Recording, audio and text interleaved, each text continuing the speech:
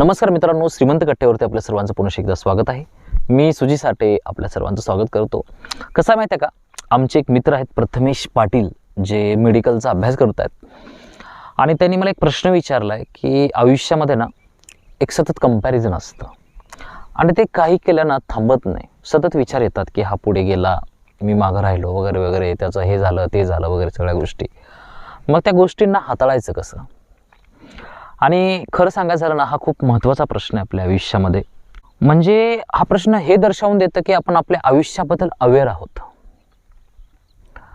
आपल्याला लक्षात येते की आपल्यासोबत काय व्हायलंय आणि ही पहिली स्टेज असते आपल्या आयुष्यामध्ये ग्रो करण्याची. पण खरं सांगू का, कंपॅरिझन जे आपण म्हणतो ना, की बरेचसे लोक म्हणत असतात की मी कंपॅरिझन करत नाही, आय डोंट केअर, मला काय फरक पडत नाही, आपण कुणासोबत तुलना वगैरे काय करत नाही, आपलं सगळं भारी आहे वगैरे.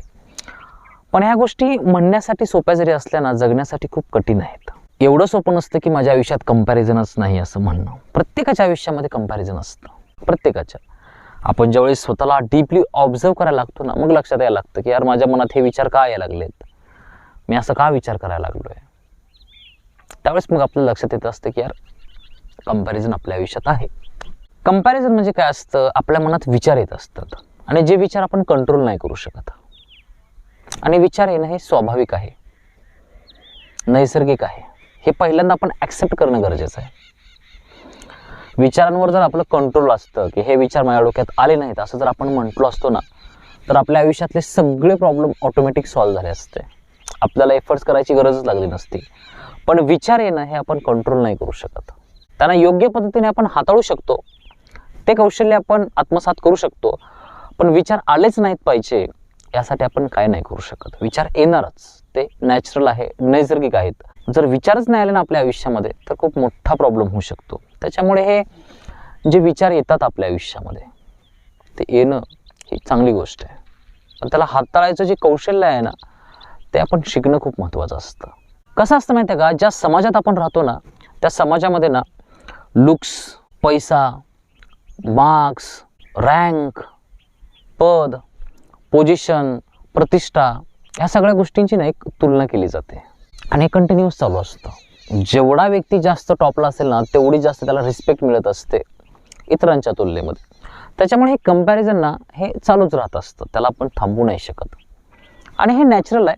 कंपॅरिझन प्रॉब्लेम नाही आहे, त्याच्यातून जो आपण निष्कर्ष काढतो ना, तो प्रॉब्लेम आहे. कंपॅरिझन चांगलंच आहे ना, एका दृष्टीने आपण बेटर होत असतो, आपण स्वतःला डेव्हलप करत असतो, आपण मागच्यापेक्षा चांगलं होत असतो, त्यासाठी कंपॅरिझन चांगलं आहे.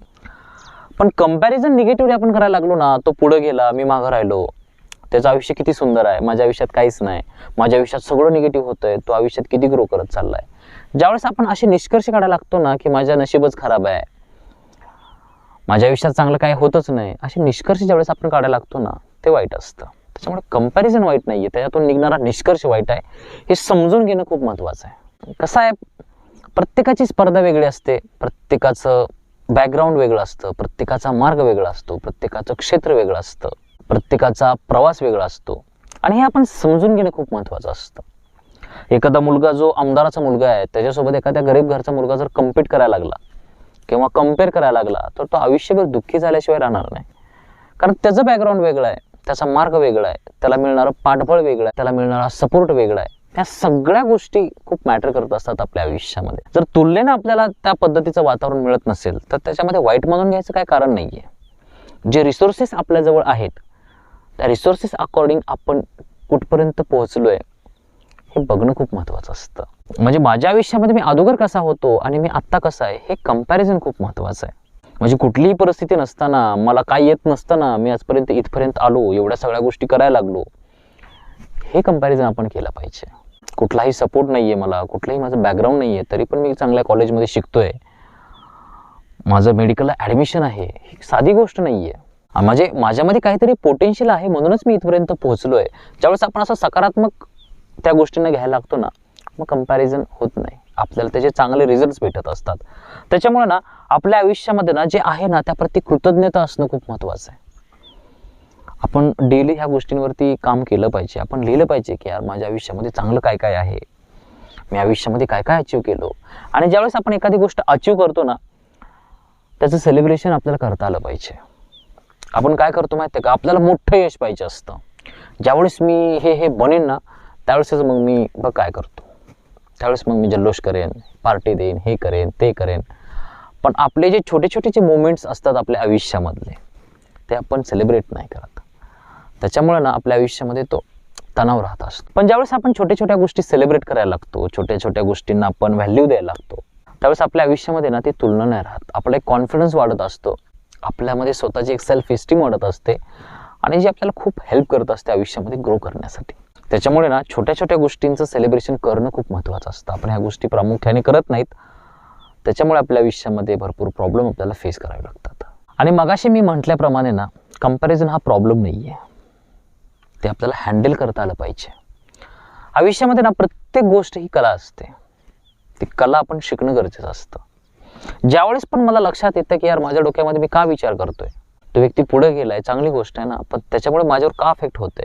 ज्यावेळेस पण कंपॅरिझन चालू असतं ना आपल्या डोक्यामध्ये, ज्यावेळेस आपण अवेअर होतो, त्या गोष्टीला बघायला लागतो ना, मग तिथून आपण मार्ग काढू शकतो. आपण स्वतःला बोलू शकतो की यार माझ्या डोक्यामध्ये हे विचार का यायला लागलेत, मी का विचार करायला लागलोय. बरं, तो गेलाय, चांगली गोष्ट आहे ना, मी पण जाणार आहे. काही लोकांचे गोल छोटे असतात, ते पडदेशी जाऊन पोहोचतात. काही लोकांचे गोल मोठे असतात आणि त्यांना तेवढाच वेळ जास्त लागत असतो. मग त्यांच्या तुलनेत जर आपण कम्पेअर करायला लागलो ना, की मग भरपूर प्रॉब्लेम होतो. आता जे पण लोक मोठे झालेत ना, त्यांना यश कालांतराने भेटलंय. जेवढं मोठं यश असतं ना, तेवढाच मोठा कालावधी पण लागत असतो, तेवढेच मोठे एफर्ट्स पण लागत असतात. पण त्यासाठी ना आपल्याकडे तो पेशन्स पण असणं तेवढंच महत्त्वाचं असतं. आपल्यामध्ये जर तो पेशन्स नसेल ना, तर मग विचारायला लागतात की माझं कधी होणार, मी पोहोचेल का नाही, जर नाही झालं तर माझं कसं होणार, लोक माझ्यावर हसतील, माझे सगळे फ्रेंड्स सध्या इस्टॅब्लिश झालेत, सगळे कमवायला लागलेत, मीच मागं राहायला लागलोय, माझ्या सगळ्या मित्रांची लग्न व्हायला लागलेत, माझं कशातच काय नाही, अजून माझं करिअरच सेट नाही आहे, तर माझ्या बाकीच्या सगळ्या गोष्टी कधी होणार. माझ्या मित्रांची घरं चांगली चांगली आहेत, माझ्या मित्रांकडे गाड्या भारी भारी आहेत, पण मी अजून शिकतच राहायला लागलोय. असा विचार नाही करायचा. आपलं जे ध्येय असतं ना, त्या ध्येयापर्यंत जाण्यासाठी योग्य वेळ लागत असतो. ज्याच्या त्याच्या ध्येयाप्रमाणे कोण लवकर पोहोचतो, कोणाला वेळ लागत असतो, पण तो पेशन्स आपल्यामध्ये असणं खूप महत्त्वाचं आहे. त्याच्यामुळे जे आपल्या छोट्या छोट्या ज्या अचिव्हमेंट असतात ना, त्यांना सेलिब्रेट करायचं, स्वतःला एक विश्वास देत राहायचं की यार मी पोहोचत चाललोय, थोडं राहिले, आता मी पोहोचणारच आहे. लोक पोहोचले असतील, माझा थोडासा मार्ग वेगळा आहे, मला जायला वेळ लागतोय, पण मी तेवढं स्ट्रॉंग बनतोय यातून. ज्यावेळेस आपण हे स्वतःसोबत बोलत असतो ना, मग आपल्या आयुष्यामध्ये ते प्रॉब्लेम नाही येत. आपण कंपॅरिझनला सुद्धा खूप पॉझिटिव्हली घ्यायला लागतो. आणि कंपॅरिझन हे प्रत्येकाच्या आयुष्यात असतं. असं व्यक्तीच नाही आहे जगामध्ये की ज्याच्या आयुष्यामध्ये कंपॅरिझन नाही आहे. कंपॅरिझन आपल्या ग्रोथसाठी खूप चांगली गोष्ट आहे आणि ते देवानं आपल्याला ग्रोथसाठीच दिलेलं आहे. ते नैसर्गिक आहे, नॅचरल आहे, त्याला आपल्याला यूज करता आलं पाहिजे आणि त्याच्यातून योग्य मार्ग काढता आला पाहिजे. आणि ज्यावेळेस आपण ते हाताळायला शिकतो ना, त्यावेळेसच मग आपण ॲक्च्युअलमध्ये बेस्ट पर्सन बनत असतो. म्हणजे कितीही मोठे प्रॉब्लेम्स आले, काही झालं, आपल्याला फरक नाही पडत. आणि त्या गोष्टींचा जर आपल्या आयुष्यामध्ये फरक नाही पडला ना, तर मग आपण आनंदी राहतो आणि आपल्या कामावरती फोकस करतो. मोस्टली निगेटिव्ह थॉट्स आपली भरपूर एनर्जी खातात, आपल्याला खचवतात, आपल्यामध्ये निगेटिव्ह इमोशन्स आणतात. त्याच्यामुळे आपल्याला कधी कधी गिव्हअप करण्याची खूप इच्छा होते, पण त्यावेळेसच आपली खरी परीक्षा असते. त्यावेळेस जर आपण सकारात्मक असलो, आपल्या आहे त्या गोष्टींवर जर पॉझिटिव्ह असलो, तर मग आपल्या आयुष्यात आपण खूप पुढे जाऊ शकतो. आणि सगळ्यात महत्त्वाची गोष्ट म्हणजे ना, आपल्या आयुष्यात जे पण आहे ना, त्या गोष्टीप्रती आपण कृतज्ञ असणं खूप महत्त्वाचं असतं. देवानं मला एवढं सुंदर आयुष्य दिलंय, एवढे सुंदर आईबाप दिलेत, एवढे सुंदर घरातली लोक आहेत, सुंदर मी जगतोय, सगळं नॉर्मल आहे, ही भावना आपल्यामध्ये असणं खूप महत्त्वाचं आहे. आपलं जे पण चांगलं असतं ना, ते आपण सगळं विसरून जातो आणि जे पण आपल्या आयुष्यात नाही ना, तिथं आपण जास्त लक्ष देत असतो. त्याच्यामुळे ना आपल्या आयुष्यात आपण सतत काहीतरी लिहिलं पाहिजे की यार माझ्या आयुष्यात चांगलं काय काय आहे, किती गोष्टी चांगल्या आहेत माझ्या आयुष्यामध्ये, किती गोष्टी नाही आहेत. ज्या नाही आहेत ते आपल्याला मिळवायच्या आहेत, पण जे आहे त्याचा आनंद घ्यायचा आहे आपल्याला. पण आपल्याकडून ते होताना कधीच दिसत नाही. आपलं लक्ष सगळं ना जे नाही तिथेच असतं, पण ते आपण बदलू शकतो, त्या गोष्टींना आपण हाताळू शकतो, मॅनेज करू शकतो आणि ते करणं हे खूप इम्पॉर्टंट आहे. भरपूर लोक माझ्या आयुष्यामध्ये मी बघतोय ज्यांच्याकडे काहीच नाही आहे, पण खूप आनंदी आहे त्यांच्या आयुष्यामध्ये, कारण ते ॲक्सेप्ट केले त्यांच्या आयुष्याला त्यांनी आणि ते आनंदाने जगतात. त्याच्यामुळे ॲक्सेप्टन्स आपल्या आयुष्यामध्ये असणं, म्हणजे जे काही आपल्या आयुष्यामध्ये आहे त्या गोष्टींप्रती एक ॲक्सेप्टन्स असणं खूप महत्त्वाचं आहे. आपण ॲक्सेप्ट करत नाहीत. जरा जरी आपली परिस्थिती थोडीशी हालाकीची असली, बाकीच्यांची चांगली असली ना, तर आपली परिस्थिती आपल्याला कधीच चांगली नाही वाटत. आपण सतत बेटर बनण्याचा, भारी बनण्याचा, ते आल्यानंतरच माझ्या आयुष्यामध्ये आनंद येईल, ते आल्यानंतरच माझ्या आयुष्यामध्ये मी सुखी होईन, असं सतत वाटत असतं. पण जे आहे ना, त्याला आपल्याला ॲक्सेप्ट करता आलं पाहिजे. त्यावेळेसच मग आपल्या आयुष्यामध्ये ना आपण प्रेझेंटला सुखी राहू शकतो. नाहीतर मग हे विचार पूर्ण आपल्या आयुष्याची वाट लावून टाकतात. हे भेटल्यानंतर तुझ्या आयुष्यामध्ये आनंद येईल वगैरे वगैरे. Not necessary. आपल्या आयुष्यामध्ये जे काही आहे ना, त्या प्रति ज्यावेळेस आपण कृतज्ञ असतो ना, त्यावेळेस मग आनंद आपल्याला भेटत जातो.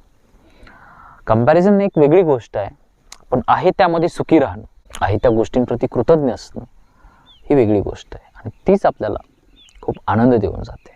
त्याच्यामुळे ही गोष्ट आपण आपल्या आयुष्यामध्ये इम्प्लिमेंट करणं खूप महत्त्वाचं असतं. आहे त्याप्रती आपल्याला आदर असला पाहिजे, प्रेम असलं पाहिजे. कसंही असू द्या, आपली आई ही आई असते. जगातली कुठलीही स्त्री तिची बराबरी नाही करू शकत. म्हणजे मी दुसऱ्यांना कमी समजत नाही आहे, पण आपल्या आईप्रती जो भाव असतो आपल्याला, तो इतरांप्रती नाही उपजू शकत. त्याच्यामुळे ना, जे आहे ना, मग आपली आई कशी असू द्या, ती आहे हे आपल्यासाठी खूप भाग्याची गोष्ट असते. भरपूर लोक आहेत ज्यांच्या आयुष्यामध्ये त्या गोष्टी नसतात. ज्या लोकांकडे असतात त्यांना त्या गोष्टींची व्हॅल्यू नसते. त्याच्यामुळे जे आहे ना, त्याप्रती पहिल्यांदा कृतज्ञ व्हा. मध्ये मी एक सिद्धांत ऐकला होता, म्हणजे आपल्याकडे जे आहे ना, त्या गोष्टीप्रती ज्यावेळेस आपण समाधानी असतो ना, मग ती पॉवर आपल्याला जे नाही ते मिळवण्यासाठी उपयोगी पडत असते. त्याच्यामुळे ही गोष्ट समजून घेणं खूप महत्त्वाचं आहे, एवढंच सांगू इच्छितो. आय होप की आज माझ्याकडून तुम्हाला बऱ्यापैकी ऐकायला मिळालं असेल. जर व्हिडिओ आवडला असेल तर व्हिडिओला लाईक करा, शेअर करा. तुमच्या जर काही प्रतिक्रिया असतील तर त्या देखील मला कमेंट बॉक्समध्ये नक्की सांगा. Thank you so much for watching this video. God bless you. Bye.